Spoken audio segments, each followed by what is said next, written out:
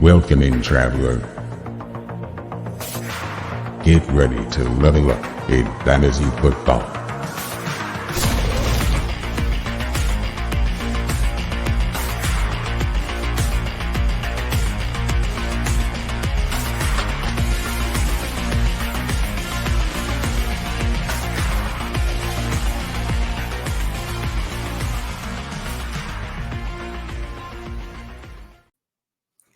Holy smokes, it's been a weekend. I am so fired up about the NFL draft and everything that it's done for our fantasy football teams. I am Mike, FF Mike Cash on Twitter with a K. I am joined, as always, by my co-host, Evan. Evan, you look lovely this evening. I appreciate it, Mike. I tried to put on my Sunday best for you. Tried to give you the best that I got here. So I feel like we put on – this is just the same shirt in different shades. It's a great look. Which that nice Callaway golf polo, It's nasty. I have the Under Armour one. If you're listening on any platform other than YouTube right now, pop over to YouTube, hit like and subscribe. We just passed 500 subscribers. Thank you so much to everybody that has tuned in along the way. But we are just so excited to bring you these Dynasty Superflex rookie rankings with landing spots and draft capital and the works. I have gone 48 deep over at Last Word on Sports. So if you want those written ones, go check them out. We're going to do 36 all the way up to our 101, which I don't know if Evan and I are going to yell or not, but let's get into. And now it's time for news and notes. Evan, do you have any news? The draft happened. Okay, that's great news. That's exactly how I felt about it. I was trying to find anything that was really that exciting. Last couple of drafts, we saw like Marquise Brown, AJ Brown, like a bunch of big guys get traded. This time there were rumors that Ayuk or Debo could move, and they didn't. So pretty boring from a news perspective. It felt like there was a lot of trades within the draft, but yeah, big name players, they just weren't on the move. Yeah. I wonder if that's a market correction from just the value of these guys. AJ Brown signed a $96 million extension. Like, would you rather pay him $96 million, or would you rather go grab a second-round receiver and hope he turns into what AJ Brown is? Yeah, I think it's these competitive playoff teams knowing exactly what they have, and they say, let me take the surefire bet, and I'll punt the cap situation down the line, and we'll deal with it when we have to deal with it. Sweet. Well, we got a lot to get into tonight. Let's get into the meat and potatoes. All right, we are going to start all the way at 36. We're going to work our way up. These are Dynasty Superflex rookie rankings with no tight end premium. So, or do you want to do a tight end premium, like a 1.5? Yeah, so I did 1.5 on mine. Okay. Well, with a caveat, I built mine with none. He built his with some. I value tight ends kind of in a similar way in tight end premium and non-tight end premium, because the good ones just get better and the bad ones continue to be useless unless they catch a couple of balls. We're going to go from 36 all the way up to 24, 25. Do 12 at a time for the start, because we got a lot to get into, and I really want to deep dive the second round. Third round, these are just some names and some players. Evan, would you like to lead us off? All right. 36, I have Isaac Guerendo, 49ers. He was taken by the 49ers. Enough said. All right. That's the analysis right there. Is what it is. Johnny Wilson, with the caveat that, Eagles homer at 35. And I think that there's a chance that they use him at tight end. Also, the fact that wide receiver 3 position is completely wide open. So he has a snowball's chance. Snowball's chance to be able to make it there. Then Theo Johnson, Raz tight end, absolute just athletic freak. Waller most likely retiring, or it seems like he's most likely retiring, competing against Bellinger. He can have a shot there. What does the Giants tight end do? I don't know. Doesn't get me really hot and bothered. Danny Bellinger, baby. Oh boy. Let's go. Right. And then Ben Sinnott, got second highest draft capital. So that kind of means something for tight ends, you would hope. And the fact that if you look at the last 2 tight ends to learn from Zach Ertz, we have Trey McBride and Dallas Goedert. So that's fun to think about as well. And wish cast, whatever you want there. Then Jatavian Sanders. The Panthers, do they finally have a tight end? We'll find out. Took a tumble on draft day. Everybody thought he was going to go higher than he actually did. followed by 31, Spencer Rattler to the Saints. Look, the Saints are going to be in absolute cap hell. It's going to be what it is. And at some point, they're going to have to completely just gut the team to be able to reset everything. Carr's contract, I mean, Rattler's going to be sitting for a while, but I mean, at the very least, he can try and learn from Carr. That's the last quarterback that I would even consider touching in this draft. 30, I have Audric Estime.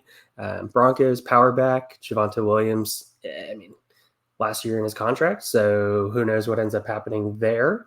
Don't expect a ton of production in 24, but maybe a 25 play, and that's what I'm looking for in my third round picks. I'm looking for guys that could potentially be a value down the line. Braylon Allen, 29 to the Jets, another spell back. Took another tumble, which I think I beat you on that bet, Mike, that Braylon Allen was going to go outside the top 100. So I will chalk that one up and take my victory lap right now. I'll take my drink now. All right. 28, Bucky Irving. Loved him pre-draft. During the pre-draft process, we got to the combine, ran a little bit slower, wasn't quite exactly what everybody wanted him to be. Most likely going to be a receiving back at the next level. Lacks that track speed. So likely a committee back at best. Ray Davis, fantastic football IQ, fantastic patience, very good vision, a lot of effort, but a very mid athlete and very poor pass pro. But we don't wish injury on anybody, but Cook is, a smaller back and trying to handle a full workload. You would assume that Ray Davis is going to at least get some touches. And then 26, we got Jalen Wright to the Dolphins. Not a 24 play, absolutely buried on that depth chart. But what do we love? Dolphins running backs that are explosive, that are big play guys, just fits the mold of that offense. 25, we have Jalen Polk, Patriots. Who's going to catch passes for the Patriots and poor Drake May? Who the heck knows? It's really tough calling out any of them, but Polk has sticky hands. He's got mid-level acceleration, mid-level long speed, plays through the catch. So pretty excited about that. Paired with, I don't know, draft capital. It's New England draft capital. It doesn't really matter. Who the heck knows at this point? Completely new regime. So it's not the Bill Belichick, throw your hands up and throw a dart at a dartboard and whoever it hits it, they pick. And then ending with 24, which is the bottom of my next tier up in Troy Franklin for the Broncos, pairing him with his college quarterback. I think there's going to be a connection there, but you also just have no clue what this offense is going to look like. Is Sean Payton going to be able to survive 2 seasons? There's a lot of competition going right there. We got Mims, you got Sutton. He's obviously not beating out Sutton, but you have Mims, you have Tim Patrick, you have Reynolds, who they just signed. But I think there could be some connection being there with his college quarterback, which could potentially push him up if Bo ends up pushing for him to be in the starting lineup for him. Mike, thoughts, concerns? Tell me. Yeah, there's a lot of guys. So instead of going through every single person, because there's so much that we want to get to and we really want to anchor in that second round, I'm just going to talk about 3 or 4 guys that weirdly you're higher on that I'm lower on, which I didn't think would happen. So let's talk about Braylon Allen to start. He's going to be, the backup there. I really liked Izzy Abanikanda coming out. I'm a sucker for strong, young, fast guys that are able to turn a 10-yard carry.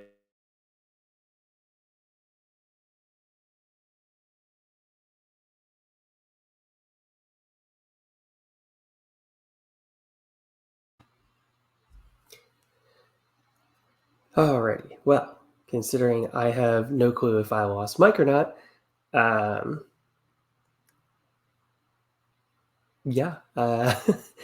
whose side is actually free? Maybe it's Mike's, maybe it's mine. If you're staying here with me, Mike put in our little show notes here. Braylon Allen, Ray Davis, Theo Johnson.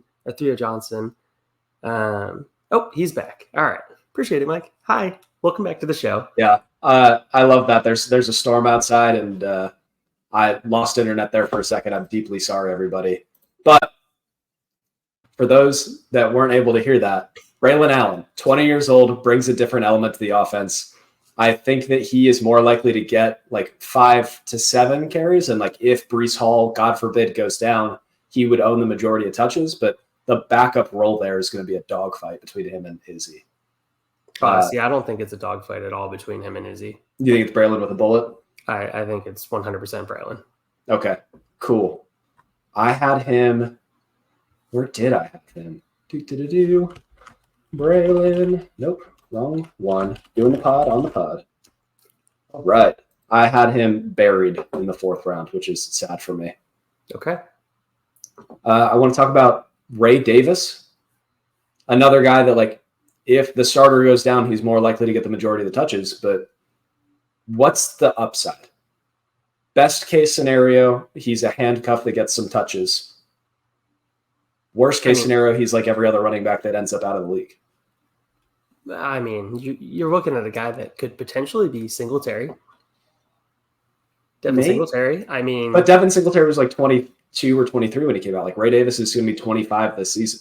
Yeah, it doesn't matter at this point, though. The NFL looks at guys that are running backs as one contract guys. Yeah. I mean, they're looking at them in a 4-year span, and they're saying, okay, we're just going to churn and burn, and we're going to draft a day 3, maybe day 2 running back every other year, and we're just going to make a backfield out of that. Yep. Theo Johnson, we already talked a little bit about. I don't love drafting tight ends that I don't believe in their receiving capabilities, and I don't see, like, he's a Raz guy. He's really exciting. Forgive me if I'm wrong. Didn't he skip the agility drills? Okay, fine. So he's really good straight line. He's big. He's big. He's fast. Straight line. He's great for seam routes, but maybe in New York he turns into the second option on the team. I just think he's hopefully, as I'm looking at it, I think he's the 3rd at best, and that's if he beats out Bellinger, who isn't a slump. And then Rattler. Day 3 quarterbacks stink. I do have him at the top of my 4th round, but I just can't justify taking a 3rd round pick on him. Look, I mean, if you're desperate at quarterback, you're looking for somebody that, maybe Carr just quits on this team. I mean, he sees the situation that they're being put in. Maybe the front office says, hey, 2 years down the line, Rattler's sat long enough. We don't want to invest more draft capital. We want to be able to try and build the team right for a change and actually draft useful players instead of just drafting absolute busts year after year after year. Gotta love those Saints, and just spend a bunch of money in free agency or spend a bunch of money to re-sign the bust that they signed, that they drafted, and just cause an absolute nightmare of a situation like they're in right now. But I get your point. Yep. And the last one, Jalen Polk. Where is Javon Baker to you? Heck if I know. I mean, 38. Okay. Right outside of this. I mean, 4th round flyer. I am a coward, and I have Polk and Baker almost next to each other. But I do have draft capital, Mike. Come on. I put my stamp on 2 receivers that are day 3. Like, I know we're not supposed to bet on day 3 receivers. I know we're supposed to follow draft capital, but in my heart of hearts, I truly believe that Javon Baker is a better receiver right now than Jalen Polk is and has a higher ceiling. But Polk is still, like, both of them are going to fight for the number 1 there. I mean, maybe DeMario Pop Douglas becomes a thing, but all of them are a 2025 play, hoping that Drake May turns into the next thing. You want to hear my 3rd round? Let's hear it. Cool. At 36, I have Eric All. I loved his tape. I loved the landing spot. I think that he wouldn't have fallen as far in the draft, and Cooper agrees with me. If it wasn't for the medicals, like broken back, torn ACL, I get it. It's bad. It's ugly. You don't want to be drafting a guy like that. But at 36, I'll take the swing. 35, Bucky Irving. We both loved him. Draft capital, gross. Landing spot, medium. It's tough to justify having him much higher than this, but like no argument with where you had him. Jalen McMillan, wide receiver for the Bucks. I thought he was solid in 2022, and if he had come out then, maybe he would have been higher, but he's going to be beating the crap out of Trey Palmer for the wide receiver 3 role and maybe becomes the guy. Luke McCaffrey on the Commanders. Dotson hasn't proven anything to prove that he's the number 2 there. They spent high enough draft capital. Maybe he turns into a thing in the 3rd round, like take a swing. Jalen Wright, I love the 2025 call out. He goes to a system. We were laughing about him in Tennessee where it's like, oh, he was running in a Mickey Mouse offense with giant highway lanes. Now he goes to the NFL with a Mickey Mouse offense with highway lanes. Like, great landing spot for him if he can just push Achane for carries. Great best ball target. Marshawn Lloyd on the Packers. They spent high enough draft capital that shows an investment. They've already talked about using him as their primary receiving back. They love to use 2 backs in their offense between Aaron Jones and A.J. Dillon. Now they have Josh Jacobs and then A.J. Dillon / Marshawn Lloyd. Audric Estime in all of his glory. Javonte is in the last year of his deal. I really like the tape, and I think that he's just what we saw from Javonte in 2023. I know the year after the ACL, he's supposed to be better. If he's not better, he could get the majority of carries there. Then I have Kamani Vidal. Long may he reign. I'm going to let the landing spot dictate it. Who is carrying the majority of things there? Gus Edwards? No, it's the 3-headed committee that absolutely just gobbles up every fantasy production. It's just a nightmare. A 3-headed committee in a Harbaugh offense is better than a 3-headed committee in most offenses. I think they're going to run the ever-living air out of the ball. Can't wait to see it. I mean, if you look at PFF grades for that entire offensive line last year and this year, it looks like a offensive line that is significantly better at pass blocking. It looks like an offensive line that graded out better pass blocking, and they just set up better in pass pro. Comparatively, maybe offensive line makes a complete change to it, but yeah. Okay. Then I have Jatavion Sanders in Carolina. Great landing spot.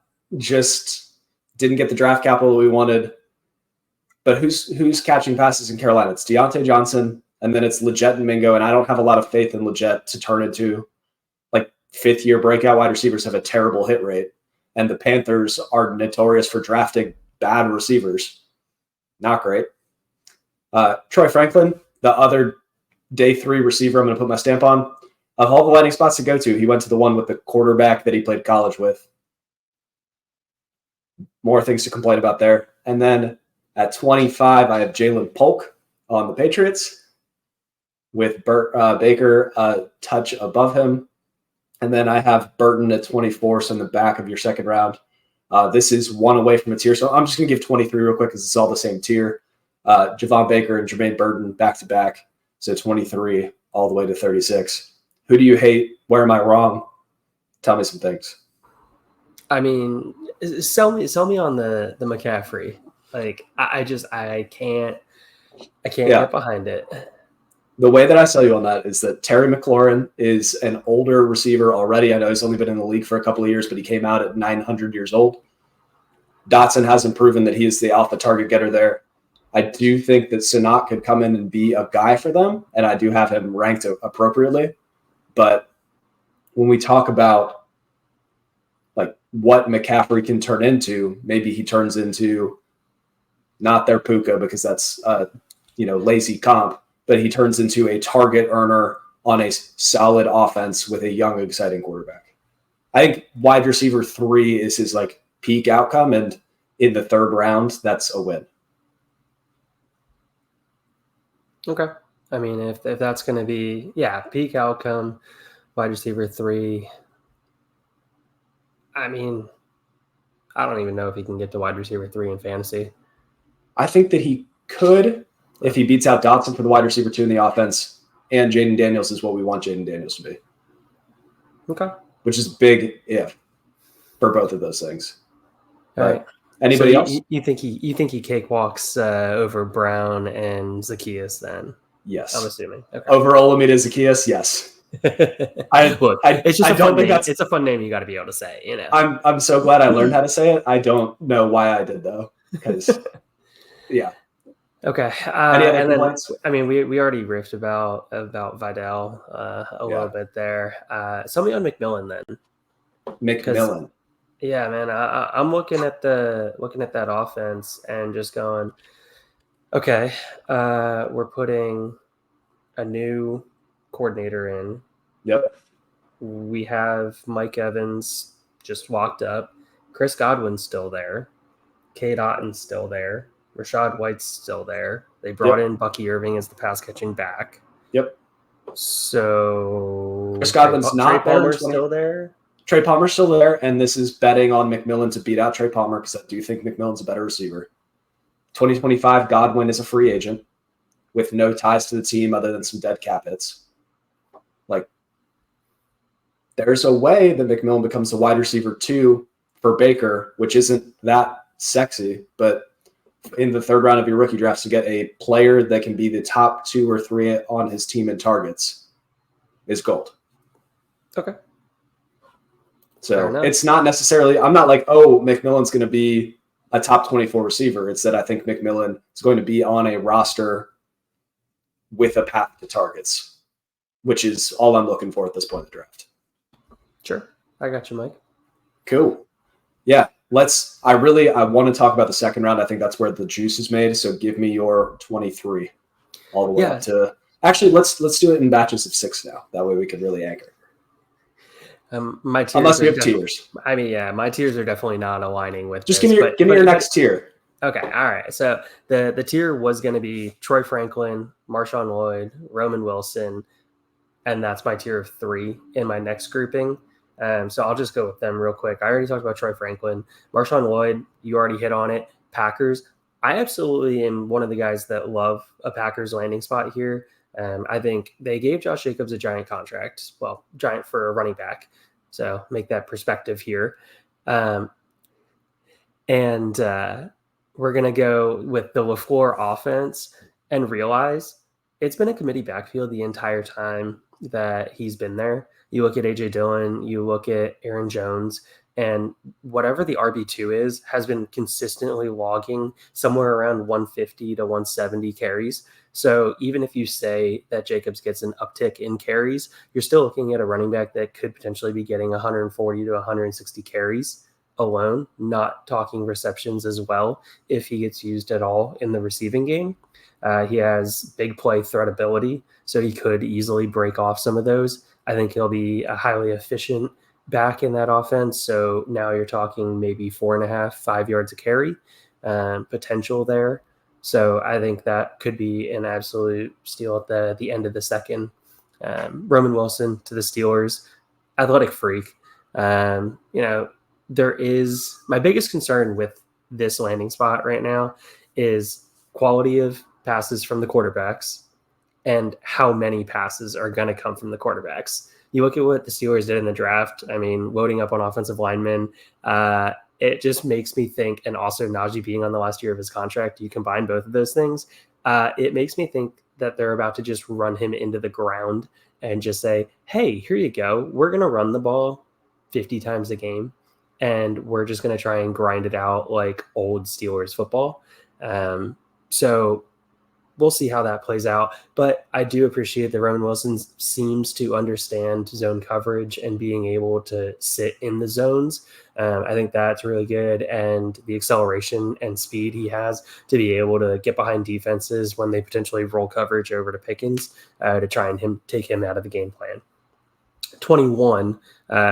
Nope. That was the end. So it's those 3. So Troy Franklin, Marshawn Lloyd, and Roman Wilson in my tier here, 22, 23, 24.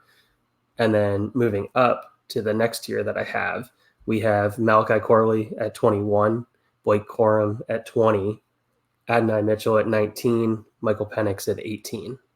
All right, so that's my next tier of 4. So we're going 7, but I already talked about 1, so 6. Yeah. I'm hitting 6 number here, Mike. All right. So Malachi Corley with the Jets, absolute yak monster, tough. And when you watch him, strong hands through the catch, able to take that ball away from a in-breaking nickel. His release needs to be a little bit, it's got some work to be done at the next level. Route tree, once again, has some work to be done. But what does this offense already have? They have a Mike Williams, when healthy, that can be a deep play threat. They have a Garrett Wilson, who is the absolute alpha. So what does that allow? Oh, okay. It allows Conklin or whoever the tight end ends up being to be able to control the middle of the field. And it allows Corley to be able to just run his little gadget plays, run the screens, run the quick slants, run anything right around the line of scrimmage to be able to get the ball in his hand and just have him work like a running back that's lined up out wide. He's faster than linebackers. He's stronger than safeties, and that's going to cause a mismatch nightmare. Blake Corum to the Rams. My biggest issue with this is that historically McVay only uses one running back, and he just pounds that running back into the ground. But the talent is there for Corum. Great vision, great football IQ, patient, good receiving back. I mean, you check all of the boxes that you're really wanting to see. And if Kyron gets hurt, it should give Corum a chance to be able to get in there. Maybe there's an off chance that he overtakes Kyron. I doubt it at this point. McVay saw what he wanted out of him. So I think that is something to negotiate through. I think that could cause Blake Corum to fall in the rookie drafts, which could create some value there. So limited usage year 1 is what I'm expecting, potentially more usage year 2 and on. And then Adonai Mitchell. Okay. What do I have to say on this one? The Colts, you have a clear number 1. You have a run first team with a mobile quarterback that likes to run. You have Josh Downs. So where are the targets going to come for him?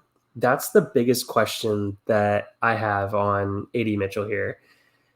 But you look at him, athlete, needs to attack the ball a little bit better in the air, and absolute man beater with the size, fluid-ish in route running, but he goes to an offense that I absolutely believe in the play callers.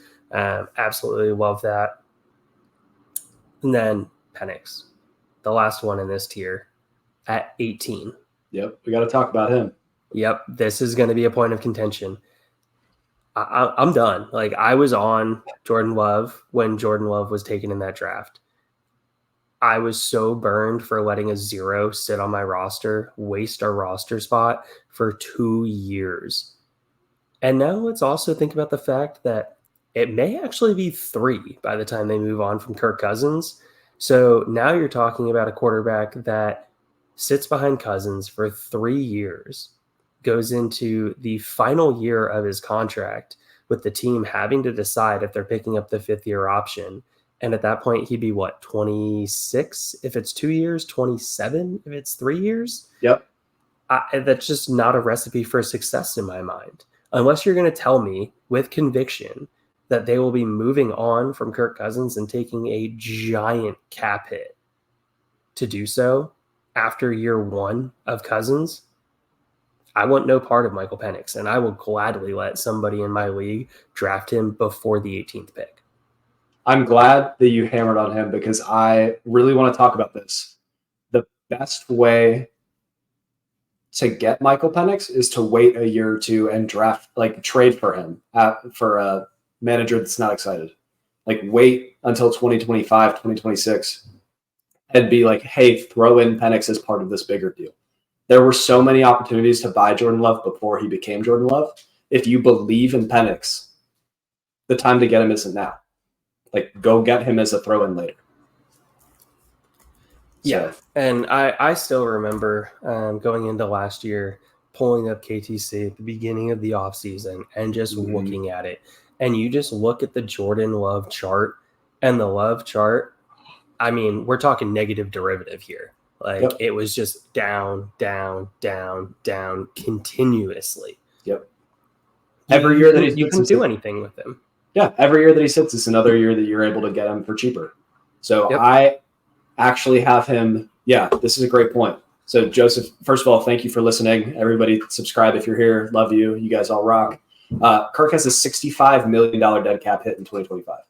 They can't move on after this year. They can't move on after next year. It's going to be 3 years from now. Then they have a little bit of an out going into 2026.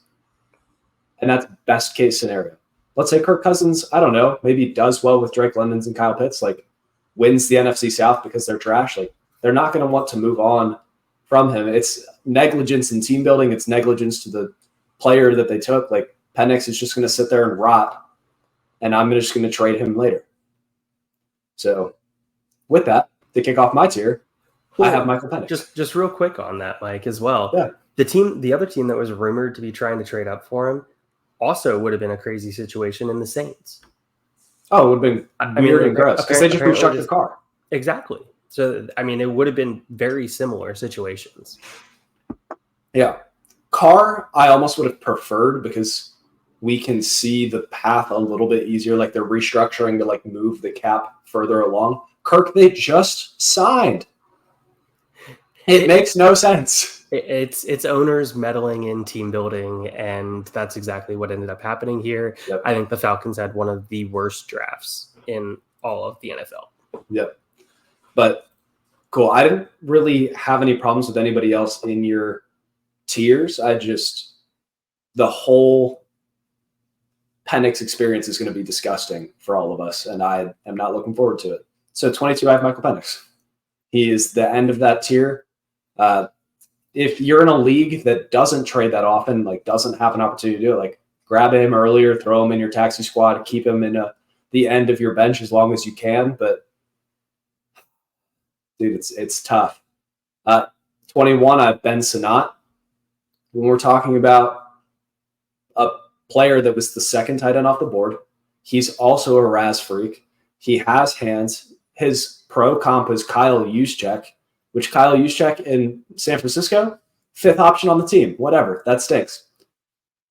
Kyle Juszczyk in Washington could be the second targeter, could be the third targeter. And when you talk about that in the tight end position, that is exactly what we're looking for. So let's go back a little bit. Sam asked, have we talked about the Burton investment? Do you have Burton coming up here soon, or? Nope. Burton's completely outside my top 36. Okay. I had him a little bit higher. I had him at, this was 22, 23. I had him at 24. So I see the path that Cincinnati, let's say they trade T. Higgins, let's say they move on. I like the talent on the field. If he is able to earn the number 2 role and keep his head on straight, a great investment. If he turns into the head case that we think a lot of people are already pinning him as, it would be terrible. But at that point in your draft, take a swing. 20, exactly 20. I have Blake Corum on the Rams. Same point. If he's the one, he's gold. If he's not, he's useless unless Kyron goes down. 19, I have Xavier Legette. I didn't like him pre-draft. I'm sticking to my guns. I don't believe in the Panthers. Deontay Johnson's getting 1 million targets this year. 18, I have Roman Wilson. I put a 3rd-round wide receiver over a 1st-round wide receiver because I believe in Roman Wilson's talent a little bit more. And I just think if the Pittsburgh Steelers, and obviously I'm a homer, but if they pick a receiver, we need to put our ears to the ground.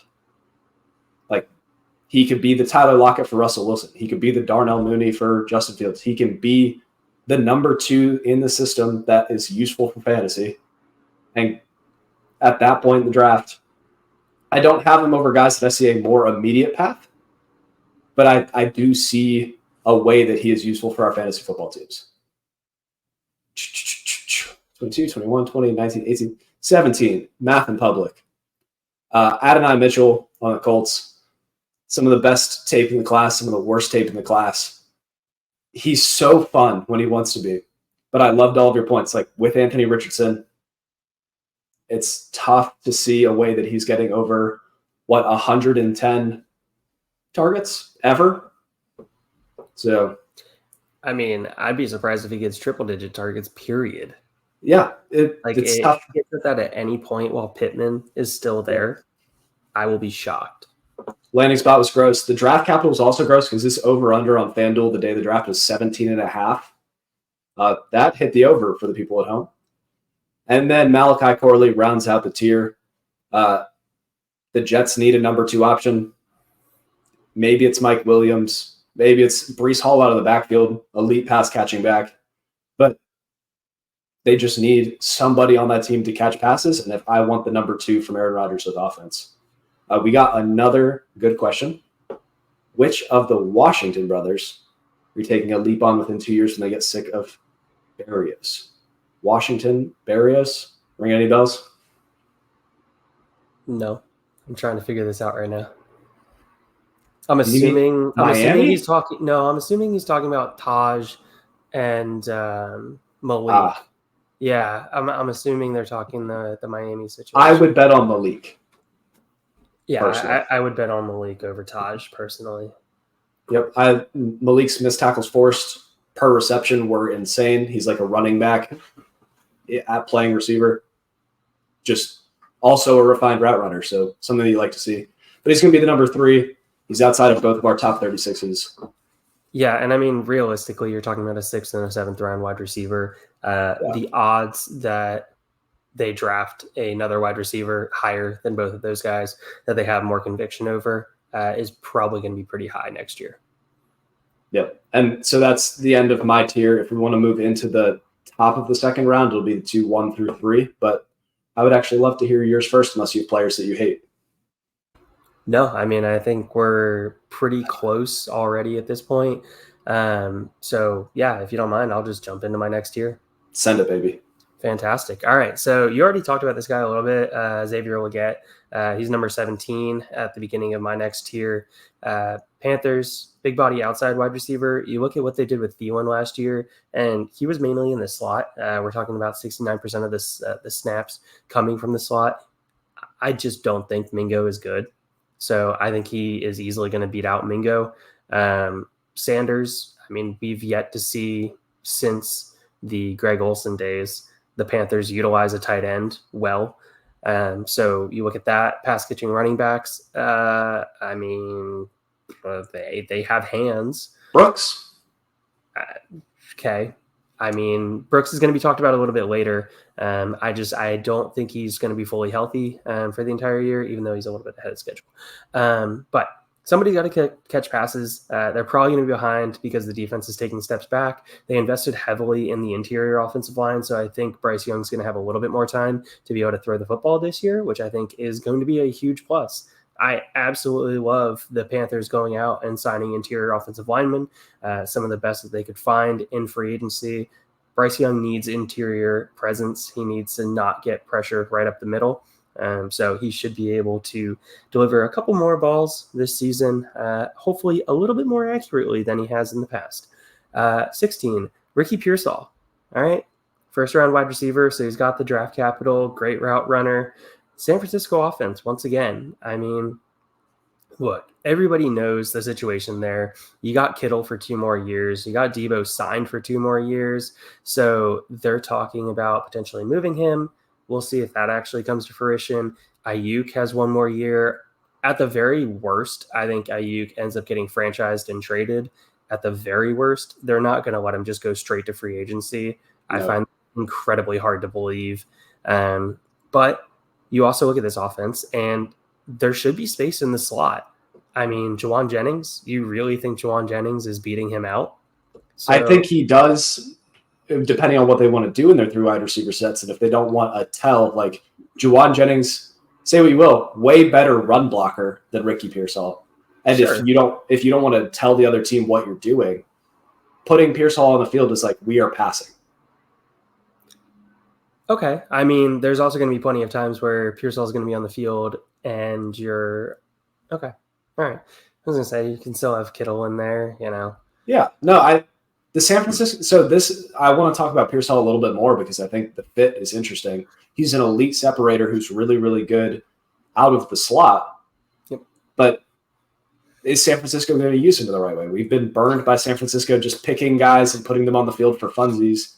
Like the deep until Debo or Ayuk are moved, I'm going to believe that they're in San Francisco. Like, what is Pearsall's path to targets year 1? And when we talk about the return on investment that JSN was, like, we're going to talk about it with Odunze later that maybe he gets nuked a little bit. If you really believe in Pearsall, you can go buy him later for cheap. Sure. And I guess my argument, if I'm the person and I'm the owner taking Pearsall, I'm taking him because I think the Dynasty community is valuing the San Francisco offense, seeing the hopium that Yep. is going to be there for him, saying, okay, well, if he doesn't produce this year, he's basically going to get a free pass. And okay, maybe I invested the 16th overall pick, a mid-second. Well, if I want to re-roll next year and Pearsall does, say, 60 receptions for 650 yards and 4 touchdowns. I think that's going to be enough production from him in that San Francisco offense to be able to re-roll him as another mid-second next year. Can I ask, I don't know this, and you probably don't either. When is the last time that we saw San Francisco have their number 3 receiver do that kind of selling? It's always, we love them because their targets are consolidated between Ayuk, Debo, Kittle, CMC. Now they draft Berendo, who's exciting. There's so many mouths to feed there that I don't even think year 1 he gets to that. And that's a pretty low bar.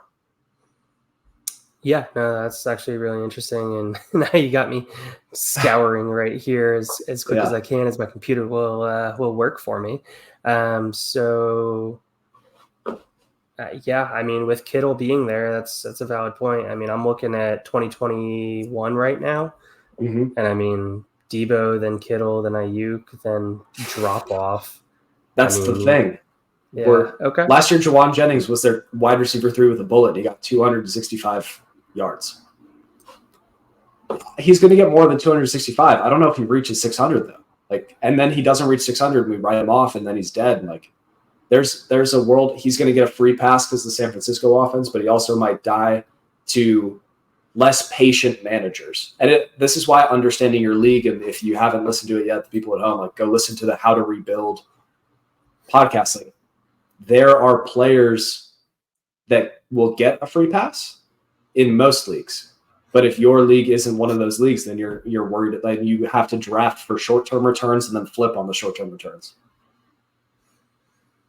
Okay. Yeah, I mean, all valid points. And just as a heads up, this is a little bit of a larger tier for me.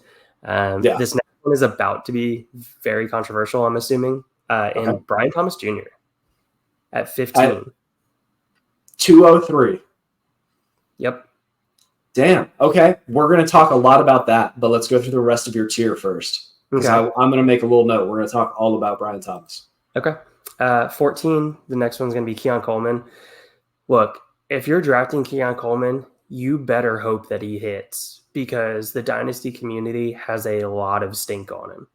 If he does not hit, it will be a QJ situation all over again where you're going to have trouble just selling him for thirds.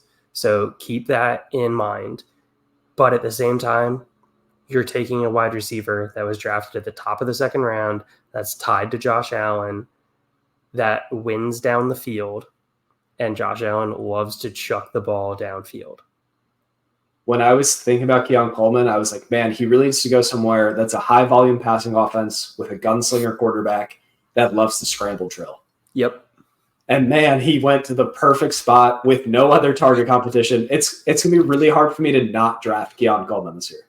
Yeah, I'm with you. And I will be assuming that risk of the fact that if he doesn't hit year 1, I mean, he's stuck on my team. He's not going anywhere because I won't be able to get anywhere near the draft capital that I want for him.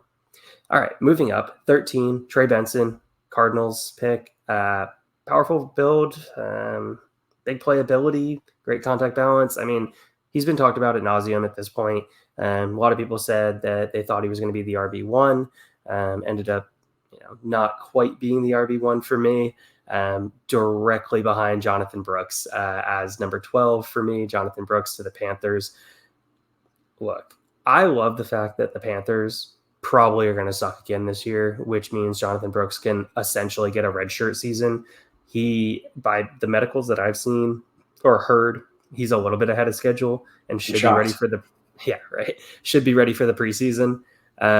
So if he's ready for the preseason, that means he's probably going to be 95% by week 6, week 7.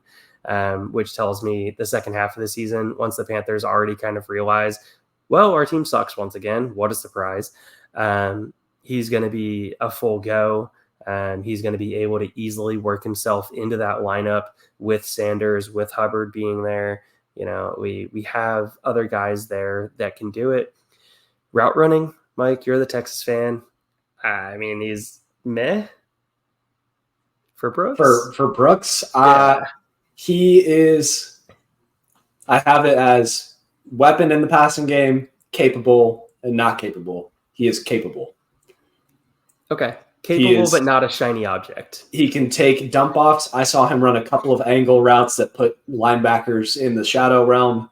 He's never going to, like, I saw them put him out wide, but they didn't use him out wide. So, like, he is maybe like capable plus, but he's definitely not CMC. He's not Rashad White. He's not insert your favorite pass catcher here. Okay. But yeah, Trey Benson and Jonathan Brooks at 12. So Brooks 12, Benson 13. That ends my tier right there. So my next tier starts at 11 for me. Sweet. My tier starts at 12 after that. So let's go back to the 203. Let's talk about Brian Thomas Jr. before we move on to my next tier. Why do you hate fun? Why do I hate fun? Yes. Well, let's see. Christian Kirk has got 2 more years. They're not moving on from him. Yep. Evan Ingram has 2 more years. They're Yep. not moving on from Evan Ingram. Gabe Davis just got signed to a 3-year contract that paid him a lot more money than I thought he should have been paid. Yep. So now all of a sudden you have 3 receiving weapons. And let's also not forget about the fact that you have Travis Etienne, who's also a receiving weapon out of the backfield. So now you have 4 receiving weapons, and now you're throwing a 5th receiving weapon in there. Yeah, I just don't think there's enough passes to go around unless Brian Thomas Jr. establishes himself as the clear 2 over Gabe Davis, which I don't think he's going to do right away. And even if he establishes himself as the clear 2 as a wide receiver, I still think Ingram is the second read in most of the passing concepts that they have. So now you're talking about a guy that's the third option, maybe the running back's the third option. We have that connection there. How many passes is Trevor Lawrence going to throw this year? How many did he throw last year? I'll look that up while you tell me more about why you hate fun. Yeah, I mean, it's an offense that the division is going to be extremely competitive. All right. It is a division that they are in a dogfight with Houston for. Okay. So Lawrence threw 564 attempts last year, which was that was the lowest of his career. He's going to have to be over 630. Yeah, I can see Thomas. He's going to be the classic better in best ball. Yep. I think he's better than Gabe Davis, and I like Gabe Davis a lot. I think he's better than Gabe Davis as well, but I think Gabe Davis does more to open up that offense with his blocking ability and ability to get downfield as he's done his entire career. So What's funny that's my issue. Brian Thomas is somewhere on the spectrum between DK Metcalf and Gabe Davis. He's somewhere in there. Yep. It's weird that they play almost the exact same role. I'm not saying that he's Gabe Davis or that he's DK Metcalf, but he is on that spectrum. And like, what are we supposed to do with him? That's exactly it. I mean, he is a deep play, big deep ball, big play threat. Yep. And you try and now say, oh, well, that's what Gabe Davis did in Buffalo. So are you going to try and change up what you're saying Gabe Davis's role is going to be after you just paid him a lot of money? Jacksonville is so really hard time. I just have a really hard time. I thought Jacksonville was going to go offensive line.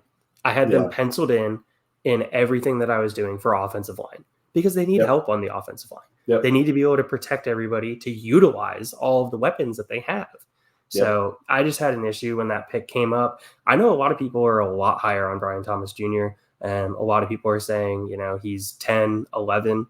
I'm not there. And maybe I'll be the outlier of everybody in the fantasy community, but only time I have him at 10.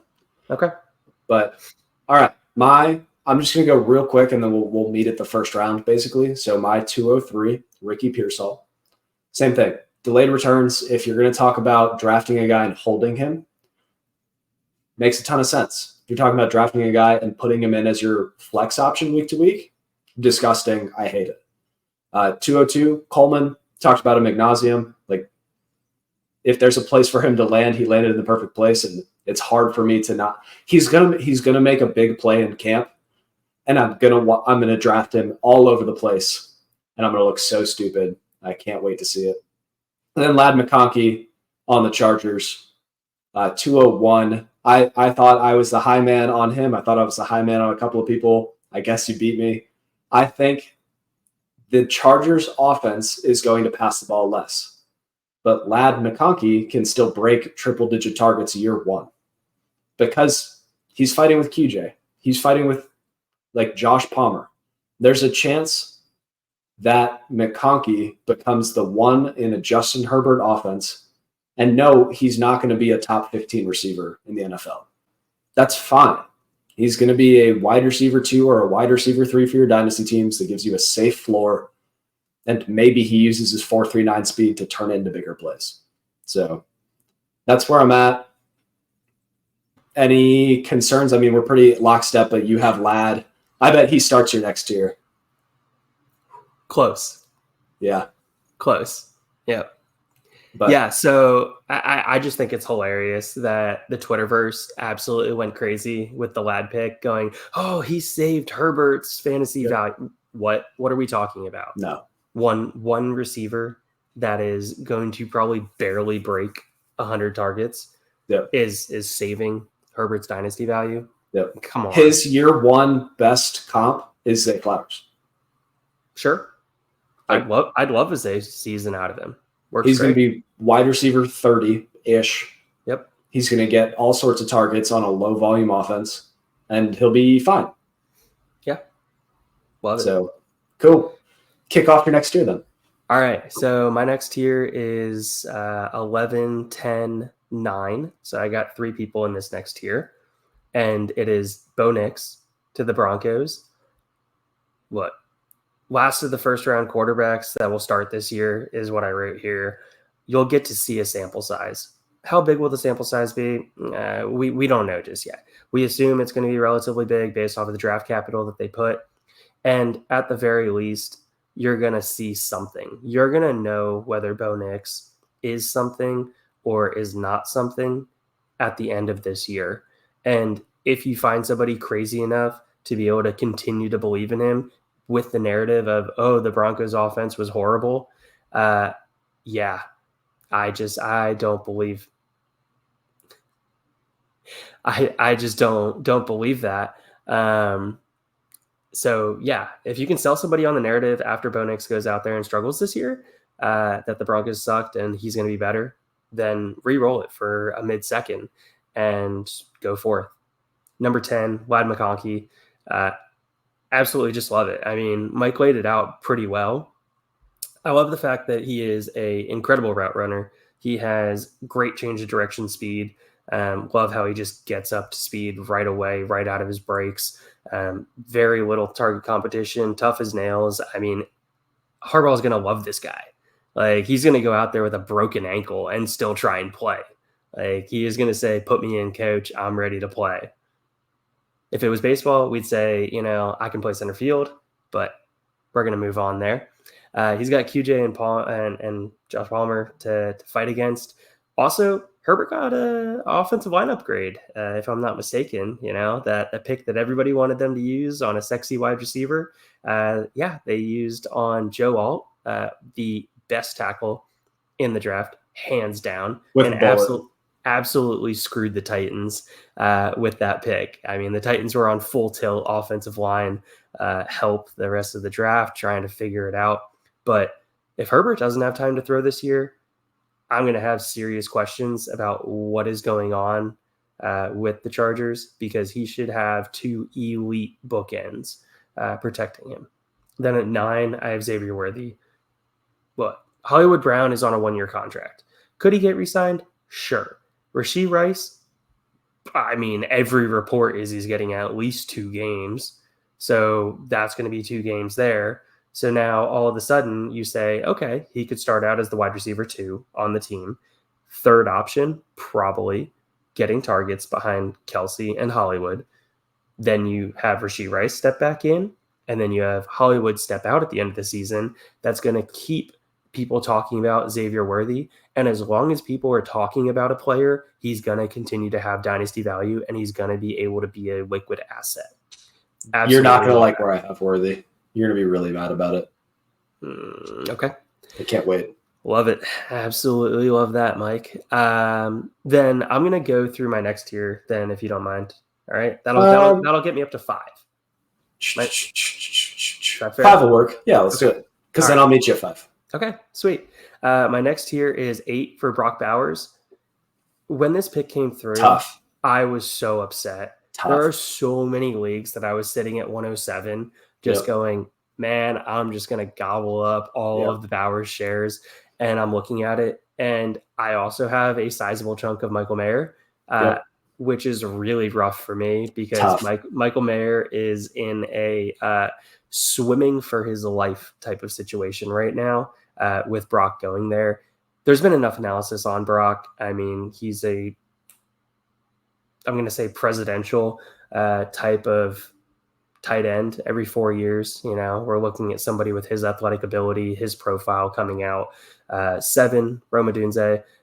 Odunze is 100% going to get the JSN pass. The Dynasty community is giving JSN a pass from this last year. He got higher draft capital. He's paired with a better quarterback, or what we fully expect to be a better quarterback. He's paired in what's expected to be a more prolific offense. They have the weapons there. They can absolutely do damage for the Bears. I'm looking forward to watching Rome play. It's just going to take a little bit of time for him to realize where it is, where he's going to be, and his full dynasty value. If you can handle waiting a year and you're not in a win now mode, you're not having to score as many points as you can right now out of your prospects. Rome is falling down boards because of this. Absolutely love it. JJ McCarthy, Vikings. We kind of knew he was going to go to the Vikings, but the Vikings have tons of weapons. They have very good bookends. So absolutely love the landing spot. And then the quarterback that I think is better in Drake May got the crap landing spot of the New England Patriots. And Drake May ends as number 5 in my rankings, the very end of my tier 3. Okay. Well, very top of my tier 3. Sorry. Yeah. The Bowers, Odunze, McCarthy tier is going to be a weird one to sift through. It all depends on like team needs, league values, and how you work through it. We've reached the first round. This is why I wanted to hammer on the second round, because that's where we're going to argue about things. Here, it's pretty chalk. I have Benson and Brooks 12 and 11. They're good running backs going to good spots. What is there to say? They're they are the 2 good running backs in this class. Corum, maybe. Allen exists, but he got the gross landing spot. So it's tough to see there. I have Brian Thomas Jr. at 10. I believe that he can beat out Gabe Davis. I believe that he can be a deep target. I think that he could take the Gabe Davis role and be one of those guys that he finishes the end of the year as your wide receiver 35, 36, but he does it in the worst way possible, where it's 4 giant weeks, and you just hope that those are on weeks that you started him. 9, and this is the last of my tier, their day 1 fantasy starters, quote, and Trey Benson. Bo Nix. Let's not do the thing where we underdraft a quarterback because we don't like them. I don't like Bo Nix. I'll be honest. I don't think that he should have gone at 12. I thought that was silly, and I hated Sean Payton's galaxy brain comments where he's like, oh, I baited the Vikings into trading up. It's like, congrats. Like, they got the better quarterback in the better landing spot. They beat you.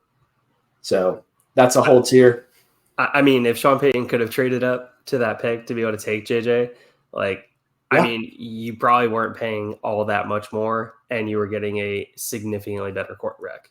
Yeah, I mean, do you want the 24-year-old who is playing in a system that, makes the field wide open and cuts down the read so he only has to read 1 to 2 on one side or take off, or check down to Bucky Irving? Or do you want the guy that, he doesn't have a lot of volume, but he's super young and has a chance to grow and develop in your system? Which leads me to my next tier, J.J. McCarthy, 108.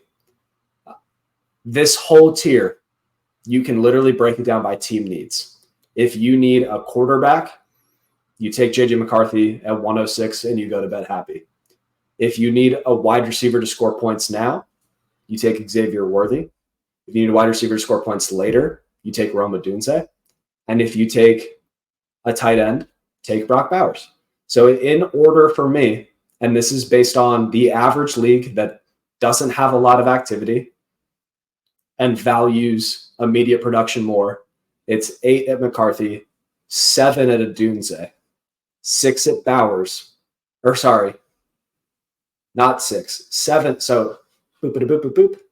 9 McCarthy. I got my numbers mixed up somewhere along the way.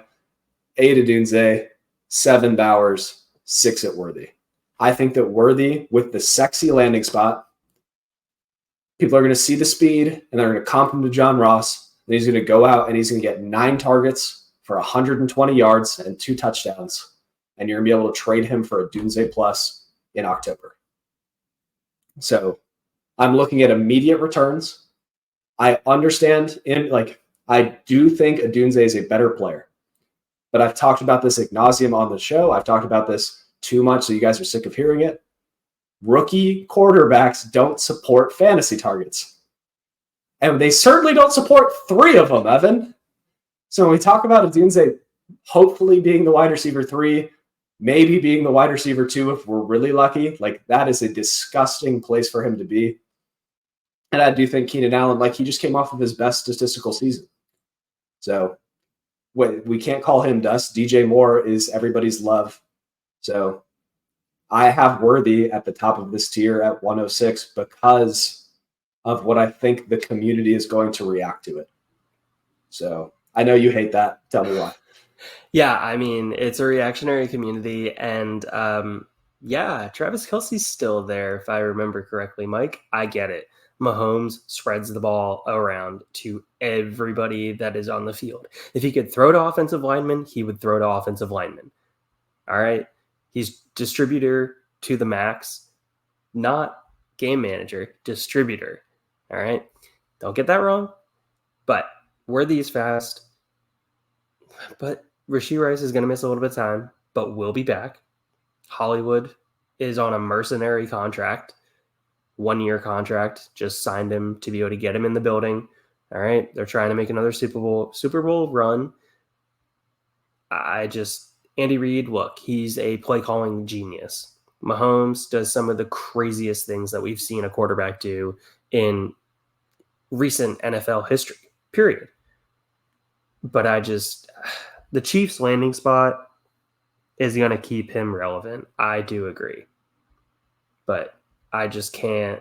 It's too much of a difference to me to say Worthy versus Odunze. I mean, you're talking a top 10 drafted wide receiver versus a back end of the first round wide receiver. And I understand that. But I want you to picture a world where Hollywood Brown doesn't resign, Travis Kelce retires, and the pre-draft cycle hasn't started yet. You're going to be able to trade Worthy for multiple firsts. Yeah, I mean, okay, maybe not multiple firsts, but I think you get a mid-first and a second, a future second. But regardless, neither here nor there. Yeah. It's funny that you bring all that up because the very last sentence in my breakdown that I wrote is more targets to come in future years. Yeah. And if there's more targets to come in future years from Patrick Mahomes, he has the speed to break it off if it's open. I think they beat the 2 shell that has been giving them problems this year because they finally have speed in their offense. Yeah, I mean, he has speed. Will he play a full season? Yes. Okay. You don't have size concerns. There's no durability concern. I would if Addison didn't just do what he did, if Devontae Smith didn't do what he's done. The size, Tank Dell, I know he broke his leg, but he was still useful. Until that happened, Until he broke his leg blocking at the goal line, which Tank Dell shouldn't be doing.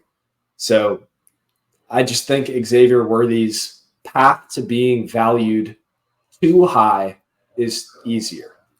Okay, understand. But fair enough. I think we're going to have very similar top 4s and 5s. I have 5 left. You have 4 left. Yep. Let's get into it. Yeah, so my next tier is a tier of 2.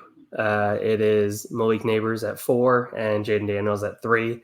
The Commanders' landing spot, I mean, well, everybody knew that they needed a quarterback. They worked on the offensive line, so the offensive line is getting better. He already has weapons there. He has a old man Austin Eckler in the backfield with a Brian Robinson. I think that's a solid combo to be able to have back there with him. You're going to have Terry McLaurin there. You drafted a tight end as well, a tight end that can block. Like, Sanaa is no, he's no Swiss cheese when it comes to blocking. He's more of like a nice little door, an interior door. He's some sharp cheddar. Some sharp cheddar. All right, we'll go with some sharp cheddar. Yeah, and then Malik Neighbors. Like, people are hating on that landing spot, and I'm not understanding it. What are you hating on? The fact that there isn't a running back of consequence there. The fact that the defense is very mid. The fact that they don't have a tight end of consequence, really. The fact that they don't have a wide receiver of consequence, really. Well, the fact that the offensive line isn't really good. The fact that Daniel Jones isn't really good. Haven't you heard the rumor, or I mean, it's a fact, that Daniel Jones hasn't had an 800-yard passer? Like, yeah, he's been thrown to Isaiah Hodgins and the ghost of Kenny Galladay, but he's never had an 800-yard passer or receiver. So, like, why would you draft Malik Neighbors, one of the best receiver prospects we've ever seen, when Isaiah Hodgins couldn't get 800 yards? That math makes sense. Yeah. Obviously, I missed that. That whole social media galaxy brain thing. I try and stay off of social media as much as possible to try and avoid getting sucked into that black hole of just abyss of bad ideas. Because that's an absolutely awful idea. If you take any credence in that, sorry, you're trusting the wrong people. You're putting your value in a place you shouldn't. Be careful of the content you consume. Ray G, homie. There it is. Come on the show. But, all right. So that's my 2. And then obviously there's the final 2, but I think it's a very clear cut 1-2, a very clear cut 3-4. And I think the 105 took a giant hit in this draft. So that's where I'm going to disagree with you, because I actually have Neighbors at the 5 and I have May at the 4. I believe in the talent of May. New England had their first good draft since color television. Like, I'm seeing the vision. Maybe they're not nailing the Jalen Polk pick, but at least they're trying. And so I have Neighbors at 5. I have Drake May at 4. And honestly, I could have made that a tier of its own and then put Jaden Daniels alone, because I think Jaden Daniels is the clear top of that, because he has the weapons, he has the rushing ability. Look at what Anthony Richardson did last year. He came out, he gave us a great fantasy points per game output, got hurt like everyone was worried about, and now he's a first-round startup pick. If Jaden Daniels goes out, he has a couple of good games and gets hurt, the injury concern is there, and you can flip him for an ungodly haul, or you can just enjoy having that kind of output on your team. So I think those are the clear 3 in Superflex. In Superflex, you want the stability at quarterback, so that's why Daniels isn't in the Williams and Marv tier. But do you even care over the top 2? Marv versus Caleb. They're both amazing. It's team dependent for me. Yeah. If I had 2 quarterbacks, if I had a Herbert and a Goff already, and my wide receivers were rough, I'll take Marv over Caleb. If my team has a Josh Allen and no quarterback 2 and awful wide receivers, then you have a question of what I'm doing.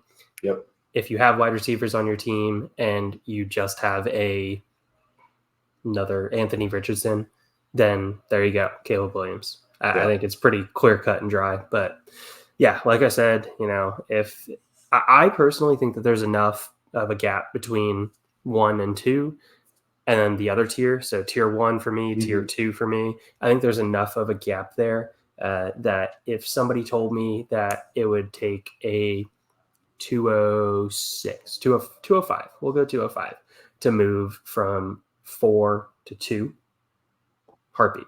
Yeah. From 3 to 2, I do that in a heartbeat as well. Would you rather have Daniels and, let me scroll down to 205, Ricky Pearsall-ish, Adonai Mitchell-ish, Roman Wilson, Xavier Legette, like those are a lot of players with giant question marks. Caleb and Marv are not. So Yep. I think we're on the same page there. Okay. Cool. Well, fantastic. Hopefully this was actionable for people. I hope people in the audience, really hope that you guys found this interesting. Let us know.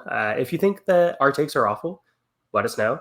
Yeah. A comment's still a comment, we look for those comments. We try and be responsive. Yeah. If you think that you have a better take on a player, let's have a quorum about it. Yeah. We'd love to hear it. The Discord is up. So if you guys want to pop over, that's the best way to get a hold of Evan because he has no other social media. He only likes to surround with his friends. And you guys are our friends. So thank you for listening. Be sure to like and subscribe. Real quick, this will be fun. Joe Milton. Drew, Joe Milton is fun. He's a Lamborghini with no steering wheel. And he didn't find a place that will attach a steering wheel. So he's dead to me. And I'm sorry. But man, I'm going to watch every preseason game of Joe Milton. Oh no, Mike, what are we doing? Yeah. We're sponsored by Dubby. Use code FFRPG at checkout. And thank you for listening. Say bye. Bye. Bye. Bye. Bye. Bye. Bye.